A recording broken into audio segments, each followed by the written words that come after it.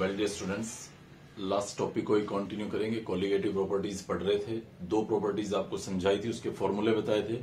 One was elevation in boiling point and one was depression in freezing point. जब हम non volatile solute को किसी liquid के अंदर डालते थे तो उसका बॉइलिंग पॉइंट बढ़ जाता था या फ्रीजिंग पॉइंट घट जाता था। तो जो वो एलिवेशन था या डिप्रेशन था वो नंबर ऑफ मोल्स पर डिपेंड करता था। उससे रिलेटेड दो तीन फॉर्मूले बताए थे, वो सब याद होंगे। तो उससे रिलेटेड मैंने यहाँ पे दो क्वेश्चंस पुट किए हुए हैं। लेट वी सी किस तरह से हम इनको सॉल्व करेंगे। फर्स्ट क्वेश्चन में वो बोलते हैं 1 gram unknown solute is added to 500 millilitre water and boiling point of solution. ये सोल्यूशन का बॉइलिंग पॉइंट हमें दे रखा है, केबी वैल्यू दे रखा है, केएफ वैल्यू दे रखा है, मोलिकुलर मास बताना है आपको एक पॉइंट और फ्रीजिंग पॉइंट बताना है आपको दूसरा point. So let we begin. Formula याद करता हूं। सबसे पहले एलिवेशन इन बॉइलिंग पॉइंट से रिलेटेड था delta TB that is equal to KB W2 by M2 1000 by W1। आप सीधा इसको याद करें। मोस्ट ऑफ द न्यूमेरिकल हमारे स्ट्रेट फॉरवर्ड फॉर्मूले से निकल रहे हैं और फ्रीजिंग पॉइंट भी पूछ रहे हैं वो आपसे। तो डेल्टा टीएफ का भी फॉर्मूला मैं यहीं पे रिकॉल करूंगा। डेल्टा टीएफ होता था freezing point of solvent, freezing point of solvent minus freezing point of solution. और निकालने का फॉर्मूला सेम वही रहता था, KF W2 by M2 in 2000 by W1।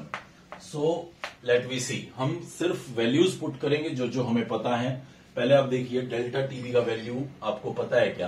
आपको मोलिकुलर मास निकालना है यहाँ पे, ये आपका एक आंसर है। तो डेल्टा टीबी की वैल्यू हम लोग सर्च कर रहे हैं। सबसे पहले ये मुझे बता रखा है boiling point of solution 100.7 degree. तो डेल्टा टीबी जो होता है वो सॉल्यूशन का बॉइलिंग पॉइंट माइनस सॉल्वेंट का बॉइलिंग पॉइंट होता है। और सॉल्वेंट हमारा वाटर है जिसका बॉइलिंग पॉइंट हमें पता है 100 डिग्री सेल्सियस होता है। वो कभी क्वेश्चन में नहीं दे रहे, तो आपको वाटर के लिए ये प्रॉपर्टी याद रख लेनी है। वाटर का boiling point 100 degree Celsius and freezing point 0 degree Celsius. तो यहां पे सॉल्यूशन के बॉइलिंग पॉइंट से सॉल्वेंट का बॉइलिंग पॉइंट 100 डिग्री माइनस करेंगे तो आपके पास डेल्टा टीपी का वैल्यू आता है 0.7। केपी का वैल्यू आपको दे रखा है 0.52। W2 mass of the solute 1 gram. Molecular mass M2 आपको कैलकुलेट करना है, multiplied by 1000 divided by W1 वो है वाटर का मास। वाटर का वॉल्यूम गिवन है 500 मिलीलीटर। याद रखिएगा वाटर की डेंसिटी 1 ग्राम पर सेंटीमीटर क्यूब होती है।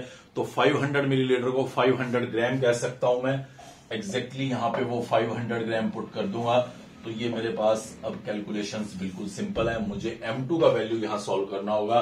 ये मेरा फर्स्ट आंसर है जो यहां बोला गया है, मोलिकुलर मास कैलकुलेट कीजिए। नेक्स्ट मुझे निकालना है फ्रीजिंग पॉइंट ऑफ सॉल्यूशन। ये वैल्यू निकालनी है। तो अगर आपको मोलिकुलर मास पता होगा तो आप यहां पे वो मोलिकुलर मास फीड करके ये इतनी वैल्यू सॉल्व कर सकते हैं। ये मोलैलिटी होगी और उस वैल्यू को आप यहां पुट कर दीजिएगा, या आप नए सिरे से कैलकुलेट कर लीजिए। 1 ग्राम यहां पुट कीजिए, 500 वही वाटर। M2 आपने यहां पे कैलकुलेट कर ही लिया है। केएफ की वैल्यू आपको गिवन है 1.86। सो 1.86 multiplied by this particular value, ये आपके पास होगा डेल्टा टीएफ। आपको निकालना है freezing point of solution. Freezing point of solvent आपको पता है वो होता है 0 माइनस एक्स। वो आपके पास यहां पे ये वैल्यू आने वाली है पूरी सॉल्व किए जाने पे। जहां केएफ की वैल्यू मैंने बता दी, बाकी सब पता है। तो यहां से एक्स की वैल्यू को सॉल्व कीजिएगा तो -0 से थोड़ा सा कम कोई भी एक पर्टिकुलर वैल्यू आपका सेकंड आंसर होगा फ्रीजिंग पॉइंट ऑफ सॉल्यूशन। आप ये भी याद रखिएगा कि जितना एलिवेशन है उतना ही फ्रीजिंग में डिप्रेशन नहीं होगा। एलिवेशन साफ दिख रहा था 0.7 है, बट डिप्रेशन 0.7 नहीं होगा क्योंकि वाटर का जो केबी है और जो केएफ है वो वैल्यू सेम नहीं है। तो इसलिए जो आपके पास depression and freezing point appear होगा वो definitely elevation in boiling point से कुछ डिफरेंट होगा। अगला क्वेश्चन देखें आप। What mass of ethylene glycol must be added in 2 litre water so that it may not freeze at -4 degree Celsius. तो mass of ethylene glycol पूछ रहे हैं मुझसे, तो मैं फ्रीजिंग पॉइंट देखना चाहता हूं। डेल्टा टीएफ कितना होगा? ये बोल रहे हैं what mass of ethylene glycol, यानी कि सोल्यूट का मास कितना चाहिए 2 लीटर आपके पास सॉल्वेंट है, 2 लीटर मतलब 2 किलो, क्योंकि मुझे यहां मास की फॉर्म में इसे पुट करना होगा। डेल्टा टीएफ का वैल्यू कितना होगा, ये कह रहे हैं सॉल्यूशन -4 डिग्री तक फ्रीज नहीं होना चाहिए। सॉल्वेंट वाटर है, उसका फ्रीजिंग पॉइंट 0 माइनस सॉल्यूशन का -4, तो आपका डेल्टा टीएफ वैल्यू बनता है 4। नॉर्मली हम लोग कहते हैं कि टेम्परेचर हमेशा केल्विन में होना चाहिए, लेकिन क्योंकि यहां पे हम डिफरेंस देख रहे हैं टेम्परेचर में, तो सेल्सियस या केल्विन में कोई फर्क नहीं पड़ने वाला, चाहे सेल्सियस में रखें चाहे केल्विन में, डिफरेंस वही रहेगा। सो ये फ्रीजिंग पॉइंट ऑफ सॉल्वेंट था, ये freezing point of solution we are expecting, तो डेल्टा टीएफ का वैल्यू आ गया 4।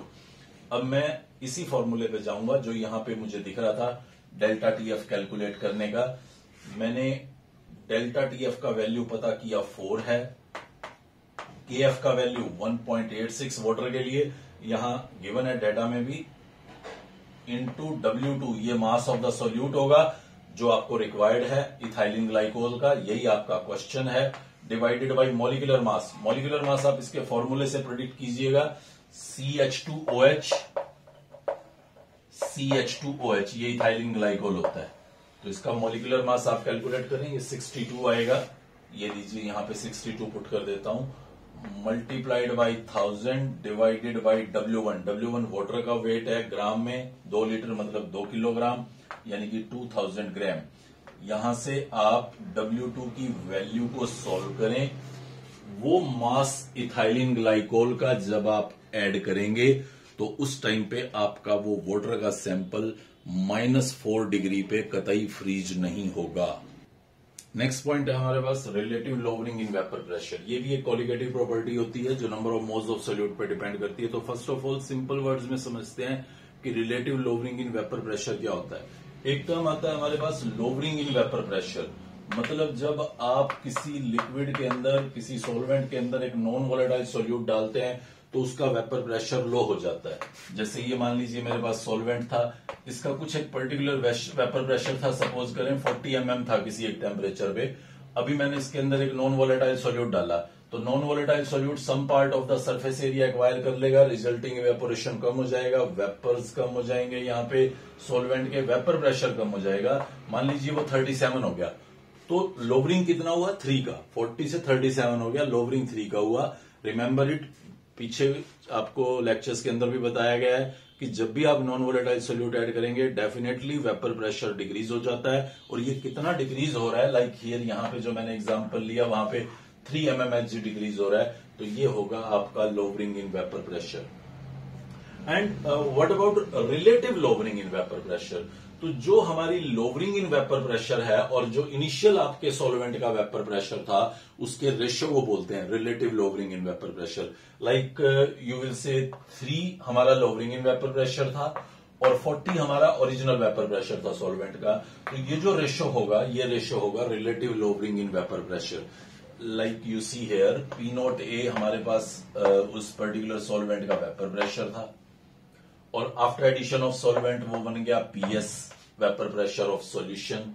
तो जो लोवरिंग हुआ, जो डिक्रीज हुआ, वो है P0A माइनस PS। तो मैं कह सकता हूं P0A माइनस PS क्या है, lowering in vapour pressure. So this lowering in vapour pressure और इनिशियल जो सॉल्वेंट का वेपर प्रेशर था उसका जो रेशियो है उसी को बोल रहा हूं मैं relative lowering in vapour pressure. और ये relative lowering in vapour pressure भी एक कॉलिगेटिव प्रॉपर्टीज है जो number of moles of solute पे डिपेंड करती है। लाइक मैं एक एक्सप्रेशन इसका डिराइव करूंगा जिससे रिलेटेड फॉर्मूला जो होगा वो हमें मॉलिक्यूलर मास अननोन सॉल्यूट का निकालने में हेल्प करेगा। ये एक पॉइंट आप लोगों को बताया था जब वेपर प्रेशर को इंट्रोड्यूस किया था कि वेपर प्रेशर ऑफ सॉल्यूशन जो होता है वो PA प्लस PB होता है। अब क्योंकि बी हम डेफिनेटली क्लियर कर चुके हैं कि colligative property non volatile solutes के लिए एप्लीकेबल है, तो बी का तो वेपर्स में कोई कंट्रीब्यूशन होना नहीं है, तो जो PS आपका होगा वो सिर्फ PA के बराबर होगा, और जो PA होगा वो P0A into mole fraction of A होगा। क्या मैं इसको कुछ इस तरह से लिख सकता हूं, PS divided by P0A, this is equal to mole fraction of A। Yes, P0A इस तरफ ले आया, लेफ्ट साइड और राइट साइड को 1 से माइनस कर देता हूं, PS बाई P0A, this is equal to 1 minus mole fraction of A। इसको सॉल्व करता हूं, P naught A minus P S by P naught A, this is equal to mole fraction of B. Mole fraction of B मतलब number of moles of B divided by number of moles of A plus number of moles of B. ये मेरे पास formula बन जाता है। मैं इसको simplify करूं तो कुछ इस तरह से भी सिंप्लीफाई कर सकता हूं। अब कौन सा फॉर्मूला यूज करूंगा वो तो statement, question, given values decide करेंगी। W2 बाई M2 या WB बाई MB भी लिख सकता हूं। याद कीजिएगा 2 या B सोल्यूट के लिए होता है, A या 1 सॉल्वेंट के लिए होता है। सो W1 by M1 plus W2 by M2, ये मेरे पास फॉर्मूला निकल के आ गया रिलेटिव लॉवरिंग इन वेपर प्रेशर का, जहां M2 आपका मॉलिक्यूलर मास होगा सोल्यूट का, जो हमारा मेन एम होता है कोलिगेटिव प्रॉपर्टी में कैलकुलेट करना। M1 सोल्वेंट का मास होगा, W1 W2 सोल्यूट और सोल्वेंट के गिवन मासेस होंगे। एक और इंपॉर्टेंट पॉइंट यहां पे याद रखिएगा, बहुत इंपॉर्टेंट रहेगा, और समटाइम हम लोग कैलकुलेशंस को सॉफ्ट बनाने के लिए भी यूज करते हैं इसे, और वो है अगर सपोज आपका सॉल्यूशन डाइल्यूट है, अगर आपके पास जो बनने वाला सॉल्यूशन है वो डाइल्यूट है, तो आप देखिएगा NB is far far lesser than Na, तो ये जो फॉर्मूला है P naught A minus P S by P naught A, ये हमारा बन जाता है N2 बाई N1।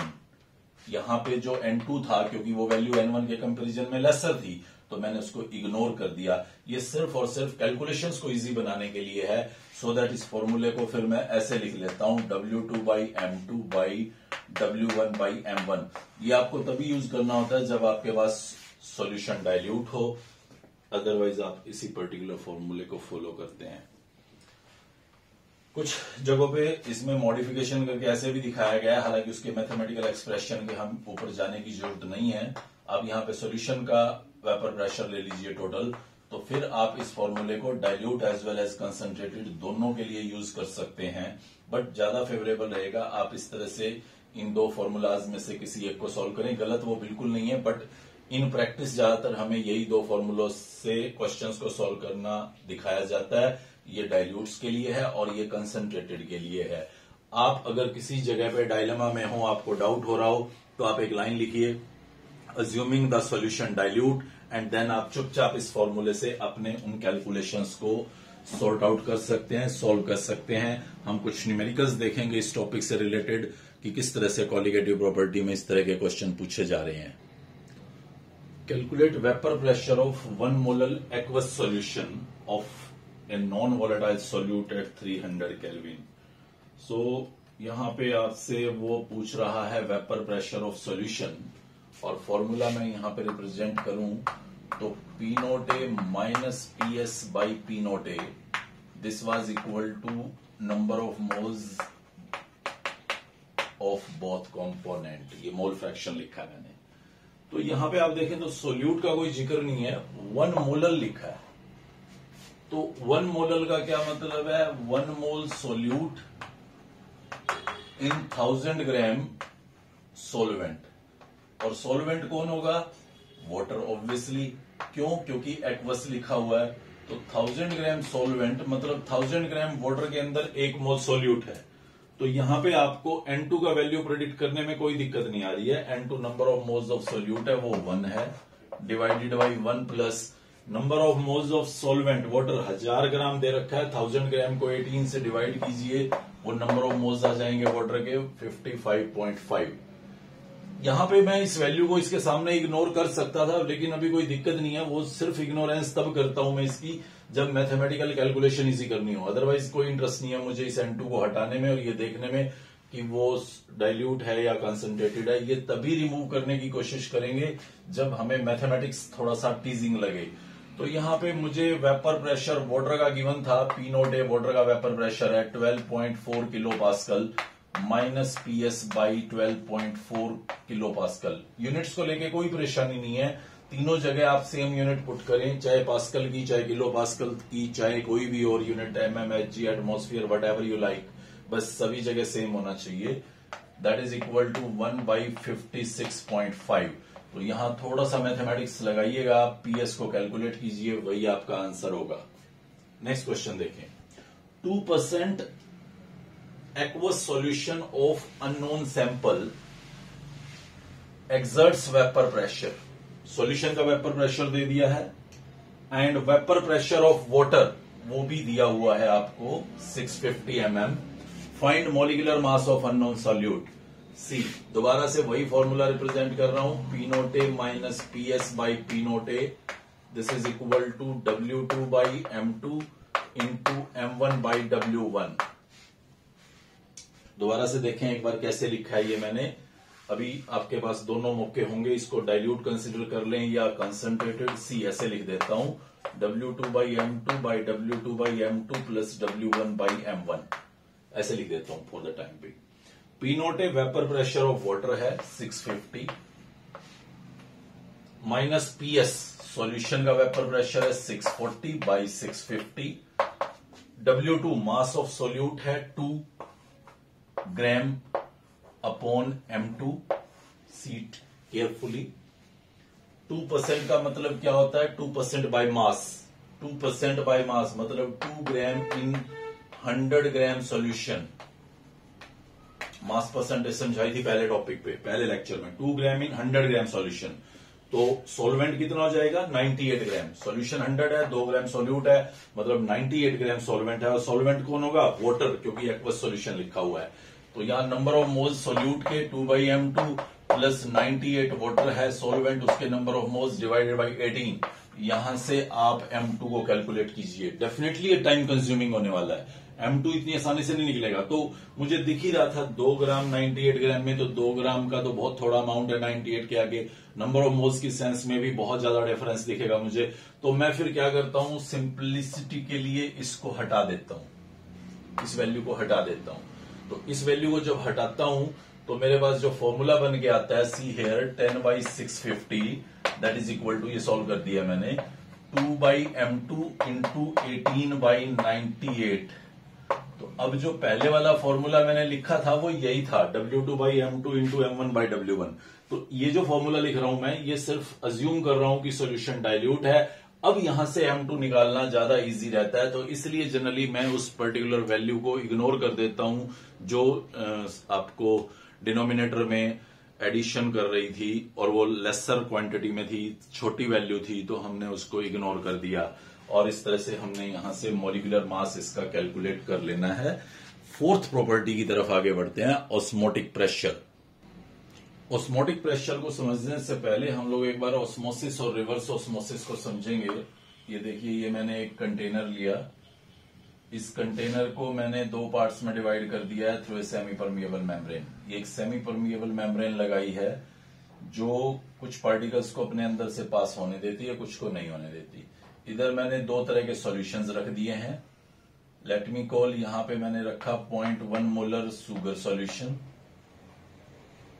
और यहां पे मैंने रख दिया 0.01 मोलर सुगर सॉल्यूशन. यहां पे एक पिस्टन लगा रखा है मैंने जो मूवेबल है इस पार्ट पे.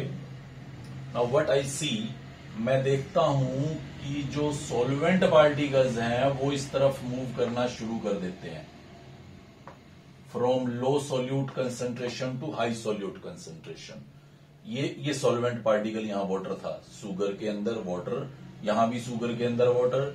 यहां कंसंट्रेशन उस सॉल्यूशन की 0.01 है, मतलब लेसर नंबर ऑफ मोल्स हैं. यहां 0.1 मोल है, मतलब 1 लीटर में, तो ये ज्यादा कंसंट्रेशन है. तो लो सोल्यूट कंसंट्रेशन से हाई सोल्यूट कंसंट्रेशन की तरफ सॉल्वेंट पार्टिकल का मूवमेंट ऑब्जर्व करना शुरू कर देता हूं मैं.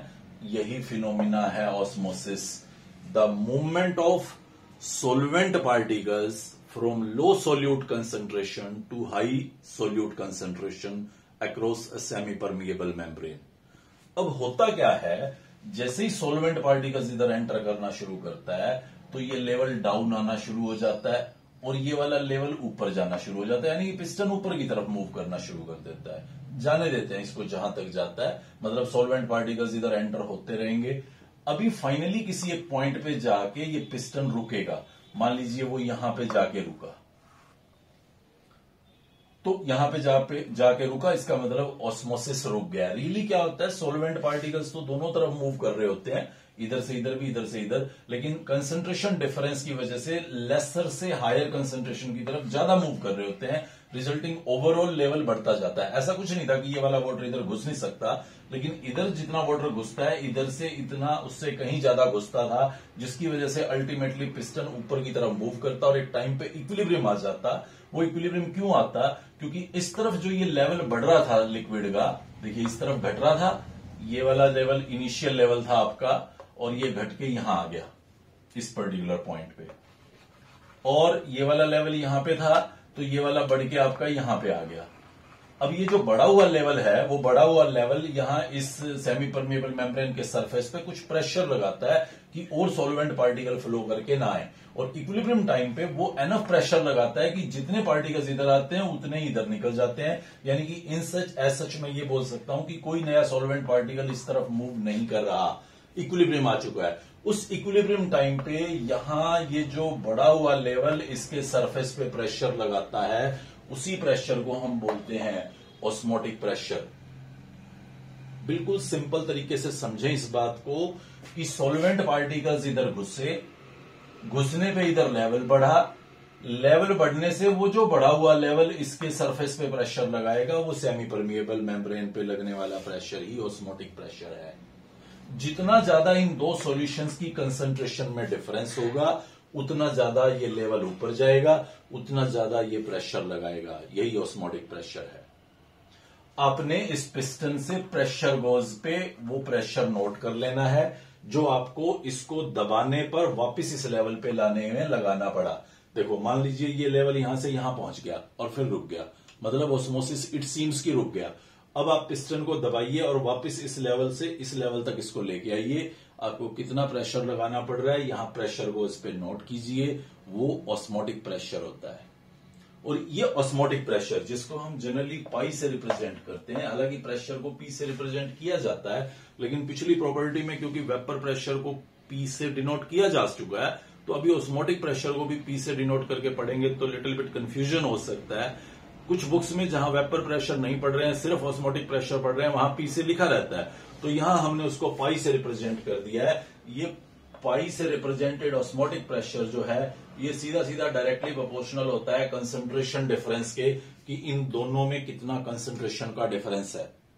नॉर्मली हम सॉल्यूशन का ही कंसंट्रेशन ले रहे होते हैं और सॉल्वेंट के ऊपर उसका ऑस्मोटिक प्रेशर देख रहे होते हैं, तो जो कंसंट्रेशन गिवन है वही कंसंट्रेशन डिफरेंस ले लेते हैं हम लोग। तो यहां पे आप देखें कि जितना कंसंट्रेशन डिफरेंस ज्यादा होगा, उतना ज्यादा ऑस्मोसिस होगा, उतना ज्यादा ऑस्मोटिक प्रेशर होगा।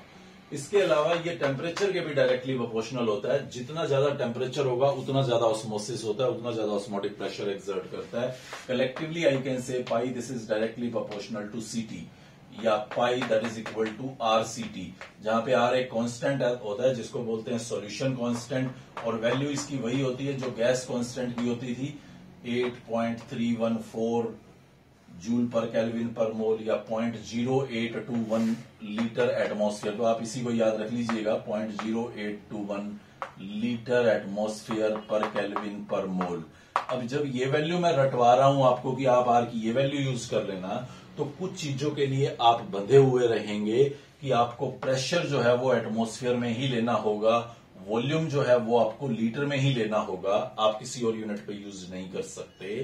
टेम्परेचर तो चलो हमारी हैबिट ही है, हम हमेशा केल्विन में लेते हैं, तो इस तरह से हमारे पास यहाँ पे पाई इक्वल टू सीआरटी जो बन रहा है, मैं थोड़ा इसको और सिंपल वर्जन में पेश कर रहा हूं। तो सी कंसंट्रेशन होता है number of moles per unit volume, NV RT, तो ये आपके पास बन जाएगा pi V that is equal to NRT, N number of moles है। और थोड़ा सिंपल कर दूं यहां पे, pi V that is equal to W2 by M2, ये नंबर ऑफ मोल्स निकालने का फॉर्मूला रहता था सॉल्यूट के लिए, इंटू आर इंटू टी।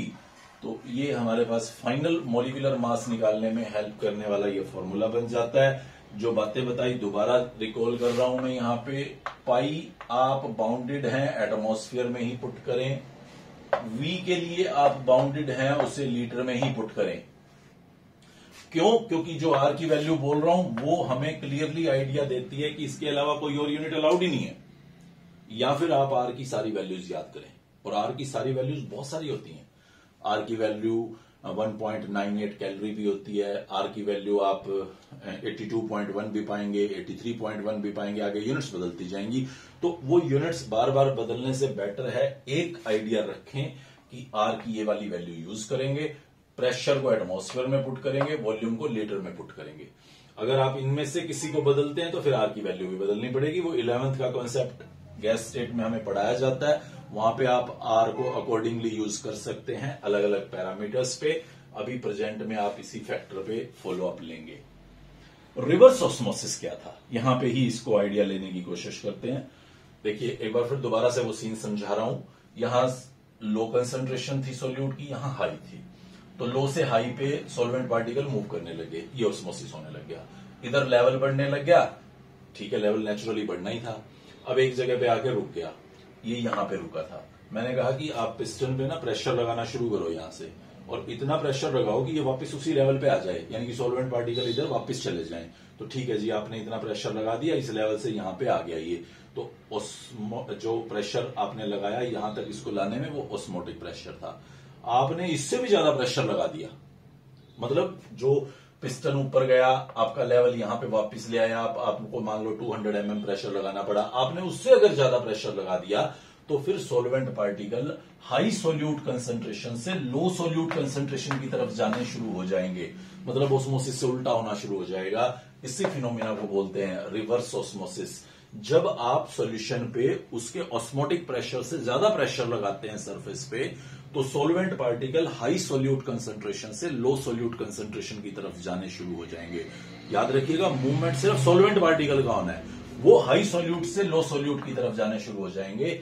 इसी फिनोमिना को कहा गया है रिवर्स ऑस्मोसिस, और इसकी बहुत इंपॉर्टेंट सिग्निफिकेंस है। ये डीसैलाइनेशन ऑफ वाटर में काम करता है। आपके घर में जो पानी साफ किया जा रहा है वो भी आरओ जो होता है हमारा, वो इसी प्रिंसिपल पे काम कर रहा होता है। तो डीसैलाइनेशन ऑफ वाटर में इसका बड़ा इंपॉर्टेंट रोल है। मान लीजिए यहां मैंने प्योर पानी रखा और यहां पे मैंने वो सैलाइन वाटर रखा NaCl। अब मैं यहां से सैलाइन को अलग करना चाहता हूं, वाटर को अलग करना चाहता हूं, तो दोनों में डेफिनेटली प्रेशर डिफरेंस रहेगा। ऑस्मोटिक प्रेशर जो है वो इस तरफ, जब आप ऑस्मोटिक प्रेशर से ज्यादा प्रेशर यहां से लगाएंगे तो सॉल्वेंट पार्टिकल इस सॉल्यूशन से निकल के इस तरफ जाने शुरू हो जाएंगे, तो NaCl अलग हो जाएगा, वाटर अलग हो जाएगा। तो ये डीसैलाइनेशन का एक बहुत इंपॉर्टेंट सिग्निफिकेंस रहता है यहाँ पे, जो रिवर्स ऑस्मोसिस की एक इंपॉर्टेंट एप्लीकेशन है। ऑस्मोसिस की एप्लीकेशंस देखें तो बहुत सारी ऑस्मोसिस की एप्लीकेशंस हम लोग स्टडी कर सकते हैं।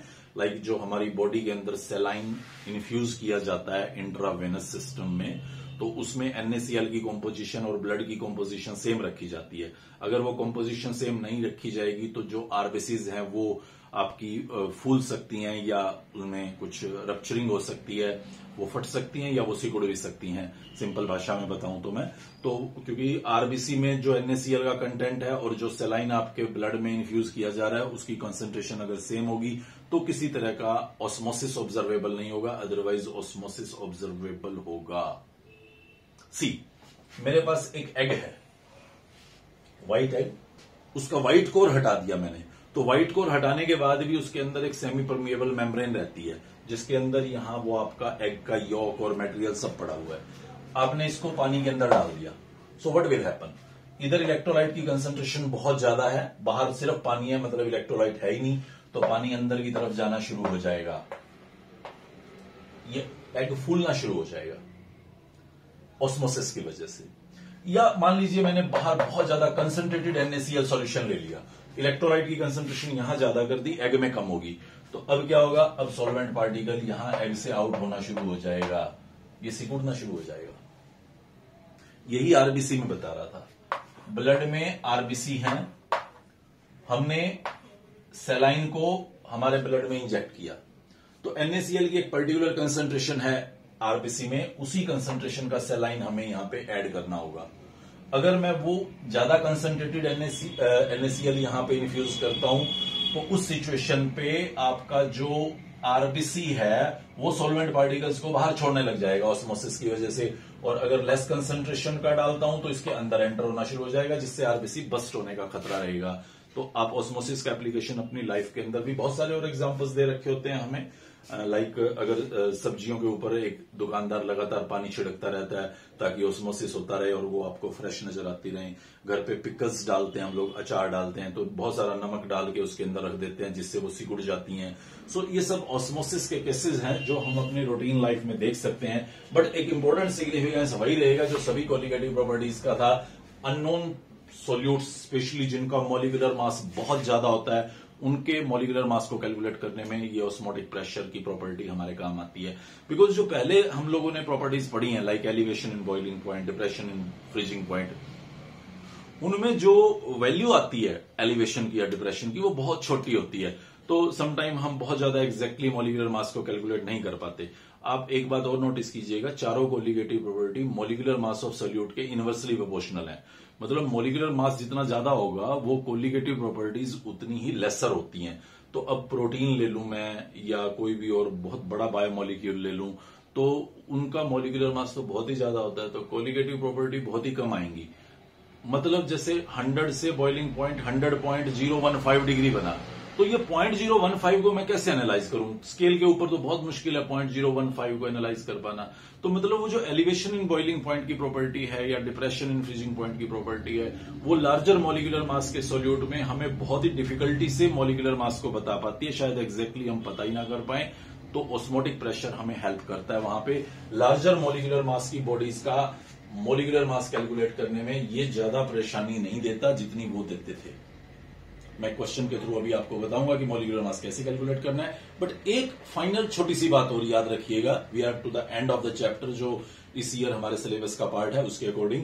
सो एक छोटी सी बात और याद रखिएगा, नॉर्मली मैं यहां पे लिख दूं 10% ग्लूकोज तो हमें यह समझाया जाता है कि 10% ग्लूकोज इज 10% बाय मास, मतलब 10 gram glucose in 100 gram solution.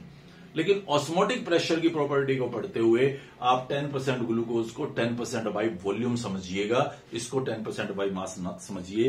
पूरी केमिस्ट्री के अंदर हम लोग 10% को 10% बाई मास ही बोलते हैं, बट ऑस्मोटिक प्रेशर को सॉल्व करते हुए 10% को कन्वेंशनली 10% बाई वॉल्यूम कहा गया है। Actually osmosis, osmotic pressure biological significance रखती है। बायोलॉजी की एक फील्ड है जहां पे 10% को कन्वेंशनली 10% बाय वॉल्यूम असाइन किया जाता है और हमारे यहां पे 10% बाय मास। तो आप बस जस्ट किसी क्वेश्चन पे ये चीज पाएं, खाली 10% लिखा हुआ है और आप उसको बाय मास समझें और आपको वॉल्यूम की जरूरत हो तो थोड़ी डिफिकल्टी होगी।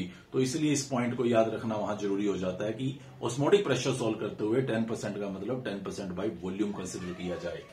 तो चलिए मैं एक क्वेश्चन की तरफ आपको लेके चलता हूं यहां पे जो इस ऑस्मोटिक प्रेशर से रिलेटेड रहेगा। 1 gram protein is dissolved in 200 ml aqueous solution, osmotic pressure given है, टेम्परेचर गिवन है, मॉलिक्यूलर मास निकालना है। तो मैं उसी फॉर्मूले पे जा रहा हूं जो अभी जस्ट मैंने बताया, pi is equal to W2/M2 RT/V। बहुत ही आसान क्वेश्चन रहता है, स्ट्रेट फॉरवर्ड आपको फॉर्मूला अप्लाई करना होगा यहाँ पे।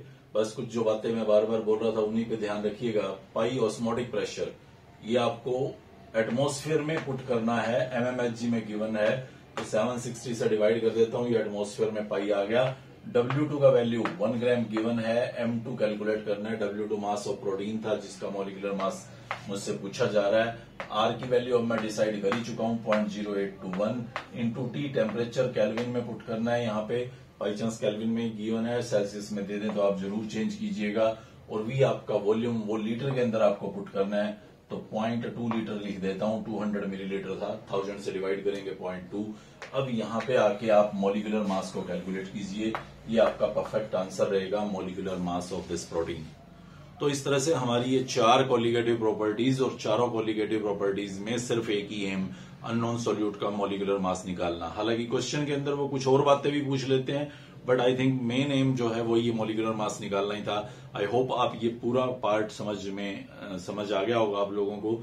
एक और फॉलो अप टॉपिक दिखेगा आपको, एबनॉर्मल मॉलिक्यूलर मास, लेकिन वो इस ईयर के सिलेबस से आपका डिलीट किया हुआ पार्ट है, तो उसके ऊपर वर्कआउट करने की जरूरत नहीं है। अदरवाइज वहां पे कुछ ऐसे सॉल्यूट्स आ जाते हैं जो एसोसिएट या डिसोसिएट होते हो, तो फिर हम लोगों को एक फैक्टर आई अप्लाई करना पड़ता है। इन सभी कोलिगेटिव प्रॉपर्टीज को उस वांट ऑफ फैक्टर आई से मल्टीप्लाई कर देते हैं, तो हमारे वो क्वेश्चंस निकल जाते हैं। और आई निकालना एक अलग प्रोसेस है जिसको हम due to absence of that topic from our syllabus हम यहाँ पे डिस्कस नहीं कर रहे। तो नेक्स्ट लेक्चर पे हम लोग फिर मिलते हैं दोबारा किसी नए चैप्टर के अंदर। Good bye.